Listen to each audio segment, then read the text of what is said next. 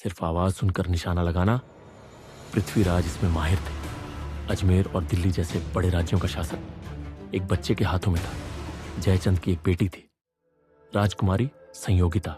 उनके मन में पृथ्वीराज के लिए प्रेम पैदा हो गया, लेकिन जयचंद पृथ्वीराज को अपना सबसे बड़ा दुश्मन मानते थे। दरवाजे पर उनकी एक मूर्ति रखवा दी। संयोगिता स्वयंवर में आई और सीधे जाकर उसी मूर्ति को वरमाला पहना दी। मोहम्मद गौरी भारत पर हमला करता है। रास्ते में एक ही बाधा थी, पृथ्वीराज चौहान।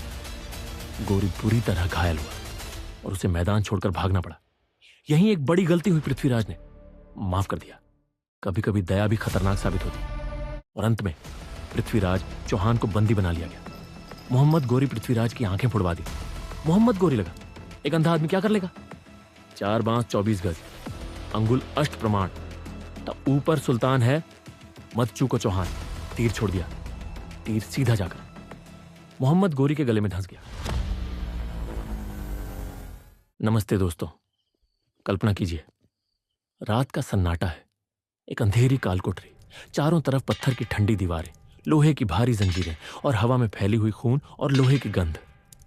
दीवार के सहारे बैठा है एक राजा, दिल्ली और अजमेर का शेर, राजपूताना का गौरव, महाराज पृथ्वीराज चौहान। लेकिन आज उसकी आंखें नहीं हैं, उसकी दृष्टि छीन ली गई है, उसके हाथों में जंजीरें हैं और सामने खड़ा है उसका सबसे बड़ा दुश्मन, मोहम्मद गौरी। गौरी ठाके मारकर हंस रहा है। उसके चेहरे पर घमंड साफ दिखाई दे रहा है। वह कहता है, क्या हुआ पृथ्वीराज? कहां गया तेरा घमंड? कहां है तेरी ताकत? और कहां है तेरा शब्द भेदी बाण? काल कोठरी में कुछ पल के लिए सन्नाटा छा जाता है। तभी एक आवाज गूंजती है, धीमी लेकिन आत्मविश्वास से भरी। ये आवाज थी चंद बरदाई की, पृथ्वीराज के सबसे करीबी मित्र और उनके राजकवि।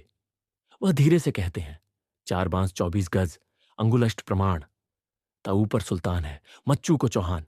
और अगले ही पल हवा को चीरती हुई एक आवाज, एक तीर बिजली की तरह आगे बढ़ता है और सीधे जाकर गौरी के गले में धंस जाता है।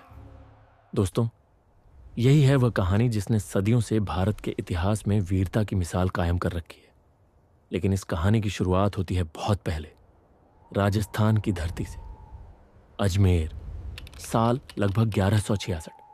चौहान वंश में जन्म हुआ एक ऐसे बालक का जो आगे चलकर इतिहास के सबसे महान योद्धाओं में गिना जाने वाला था। उसका नाम था पृथ्वीराज। उनके पिता थे राजा सोमेश्वर चौहान और माता थी कर्पूरा देवी। बचपन से ही पृथ्वीराज अलग थे, बहुत तेज, बहुत साहसी और युद्ध कला सीखने में असाधारण रुचि रखने वाले। कहते हैं कि छोटी उम्र में ही उन्होंने घुड़सवारी, तलवारबाजी और धनुर्विद्या में महारत हासिल कर ली थी। लेकिन उनकी सबसे अद्भुत कला थी शब्द भेदी बाण, यानी सिर्फ आवाज सुनकर निशाना लगाना। यह कला इतनी कठिन होती है कि बड़े से बड़े योद्धा भी इसे सीख नहीं पाते। लेकिन पृथ्वीराज इसमें निपुण हो चुके थे। समय बीतता गया और फिर एक ऐसा दिन आया जिसने उनके जीवन को पूरी तरह बदल दिया। जब पृथ्वीराज सिर्फ 11 साल के थे, तभी उनके पिता राजा सोमेश्वर का देहांत हो गया। इतनी कम उम्र में ही राज्य की जिम्मेदारी उनके कंधों पर आ गई। अजमेर और दिल्ली जैसे बड़े राज्य का शासन अब एक किशोर के हाथों में था। लेकिन पृथ्वीराज ने अपने साहस और बुद्धिमत्ता से सभी को चौंका दिया। उन्होंने जल्दी ही अपने राज्य को मजबूत बनाया और आसपास के कई राज्यों पर अपना प्रभाव स्थापित कर लिया। धीरे धीरे उनका नाम पूरे उत्तर भारत में गूंजने लगा। लेकिन इसी दौरान उनकी जिंदगी में एक ऐसी कहानी शुरू हुई जिसने इतिहास को एक नया मोड़ दिया। कन्नौज के राजा जयचंद उस समय के सबसे शक्तिशाली शासकों में से एक थे, लेकिन उनका और पृथ्वीराज का रिश्ता कभी अच्छा नहीं रहा। जयचंद की एक बेटी थी, राजकुमारी संयोगिता। संयोगिता बेहद सुंदर थी, लेकिन उससे भी ज्यादा साहसी और स्वाभिमानी। उन्होंने कई बार पृथ्वीराज चौहान की वीरता की कहानियां सुनी थी। धीरे धीरे उनके मन में पृथ्वीराज के लिए सम्मान और फिर प्रेम पैदा हो गया। लेकिन यह प्रेम आसान नहीं था, क्योंकि जयचंद पृथ्वीराज को अपना सबसे बड़ा दुश्मन मानते थे। इसी कारण उन्होंने संयोगिता के विवाह के लिए एक भव्य स्वयंवर का आयोजन किया। देश के कई राजकुमारों और राजाओं को निमंत्रण भेजा गया, लेकिन पृथ्वीराज को नहीं। इतना ही नहीं, उनका अपमान करने के लिए जयचंद ने स्वयंवर के दरवाजे पर पृथ्वीराज की एक मूर्ति बनवाकर खड़ी कर दी, जैसे वह कोई द्वारपाल हो। स्वयंवर का दिन आया। महल में सैकड़ों राजा और राजकुमार बैठे थे। राजकुमारी संयोगिता वरमाला लेकर अंदर आई। सबको उम्मीद थी कि वह किसी बड़े राजा को चुनेंगी, लेकिन अचानक संयोगिता सीधे उस मूर्ति के पास पहुंची और उन्होंने वरमाला उसी मूर्ति को पहना दी। पूरा दरबार स्तब्ध रह गया। उसी पल घोड़ों की तेज टापों की आवाज गूंजी। दरवाजे से पृथ्वीराज चौहान अपने सैनिकों के साथ अंदर आए। उन्होंने संयोगिता को घोड़े पर बैठाया और बिजली की तरह वहां से निकल गए। जयचंद की सेना ने उनका पीछा किया, लेकिन पृथ्वीराज उन्हें चकमा देकर दिल्ली पहुंच गए। इसके बाद पृथ्वीराज और जयचंद की दुश्मनी और गहरी हो गई। लेकिन असली खतरा अब भारत की सीमाओं के बाहर से आ रहा था। मध्य एशिया से एक आक्रमणकारी बार बार भारत पर हमला कर रहा था। उसका नाम था मोहम्मद गोरी। साल 1191। तराइन का मैदान। एक तरफ पृथ्वीराज चौहान की विशाल राजपूत सेना, दूसरी तरफ मोहम्मद गोरी की सेना। युद्ध शुरू हुआ। घोड़े दौड़े, तलवारें टकराईं, भाले चमके और पूरा मैदान युद्ध की आवाजों से गूंज उठा। राजपूतों ने अद्भुत वीरता दिखाई। गौरी की सेना धीरे धीरे पीछे हटने लगी।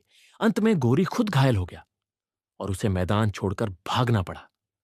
यह पृथ्वीराज चौहान की बड़ी जीत थी, लेकिन किस्मत ने अभी एक और मोड़ बाकी रखा था। साल 1192। मोहम्मद गोरी फिर लौटा।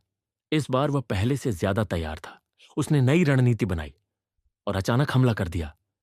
युद्ध फिर शुरू हुआ, लेकिन इस बार हालात अलग थे। युद्ध भयंकर था। हजारों सैनिक मारे गए। आखिरकार पृथ्वीराज चौहान को बंदी बना लिया गया। उन्हें गजनी ले जाया गया। वहां उन्हें कैद कर लिया गया और उनकी आंखें निकाल दी गईं। लेकिन कहानी यहीं खत्म नहीं हुई। कुछ समय बाद चंद बरदाई गजनी पहुंचे। उन्होंने गौरी से कहा कि पृथ्वीराज शब्दभेदी बाण चलाने में माहिर है और अगर अनुमति हो तो वह अपनी कला दिखाना चाहते हैं। गौरी को यह सुनकर हंसी आ गई। उसे लगा, एक अंधा आदमी क्या कर सकता है। उसने अनुमति दे दी। पृथ्वीराज को धनुष दिया गया और तभी चंद बरदाई ने वह प्रसिद्ध पंक्ति दोहराई। 4 बांस 24 गज अंगुल अष्ट प्रमाण, ता ऊपर सुल्तान है, मत चूको चौहान। बस इतना सुनना था। पृथ्वीराज ने आवाज का अंदाजा लगाया और तीर छोड़ दिया। तीर हवा को चीरता हुआ आगे बढ़ा और सीधे जाकर मोहम्मद गौरी के गले में धंस गया। दोस्तों, यही कारण है कि आज भी जब वीरता की बात होती है तो एक नाम जरूर लिया जाता है, महाराज पृथ्वीराज चौहान। एक ऐसा राजा जिसने अपने जीवन में कई युद्ध लड़े, कई जीत हासिल की और अंत तक लड़ता रहा। आज सैकड़ों साल बाद भी उनकी कहानी लोगों को साहस, स्वाभिमान और वीरता का संदेश देती है।